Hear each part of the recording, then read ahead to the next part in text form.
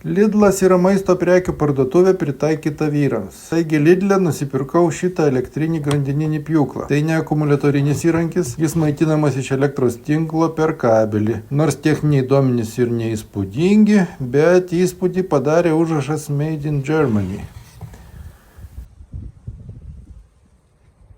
Pjūklo juosta tvirtinama tik vienu varžtu.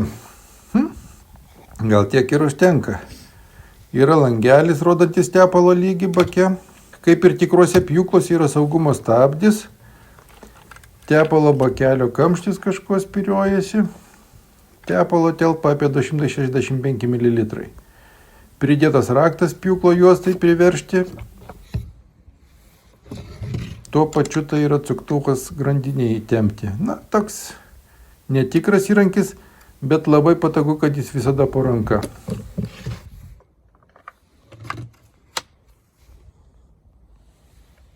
Pirmas įjungimas.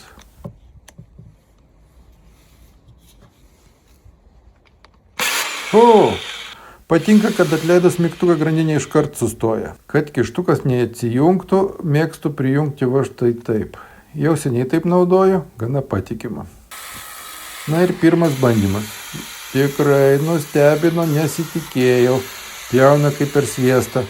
Reikia pripažinti, kad čia yra žalia liepa, turbūt pats minkščiausias medis, kokį čia galima rasti. O pjūklo grandinė visiškai nauja ir aštri, nei kiek nespėjo atčipti. Aišku, saugau grandinę, pjaustau tik švarias ir nežemėtas šakas.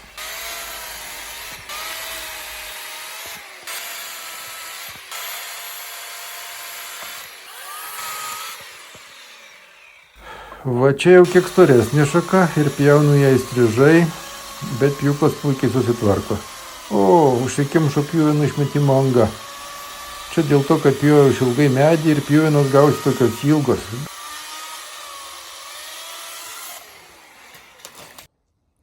Bet viskas lengvai išsivalo.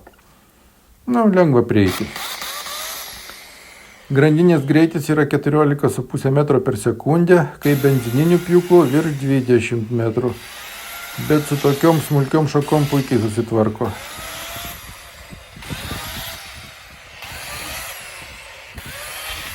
Na čia kiek storesnė šaka, su viena ranka nėra lengva. Pjūklas sunkokas, apie 4,5 kg.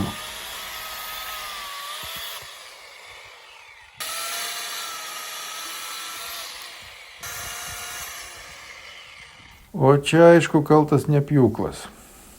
Kažkaip susipynė šakos.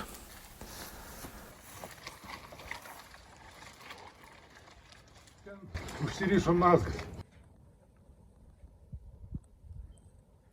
Na ir pagaliau darbas baigtas. Štai kiek pripjauta čia tų šakų. Štai kiek prismulkinta smulkių šakelių. Gražus kupolas gavosi. Visos smulkmenos tilpo į 7 maišus. Gerai, kad dabar žiema ir nėra lapų. Kokios išvados? Iš viso pjaustymas užtruko apie kokias 4 valandas. Aišku, su pertraukom, neištisai. Va kiek tepalo dar liko.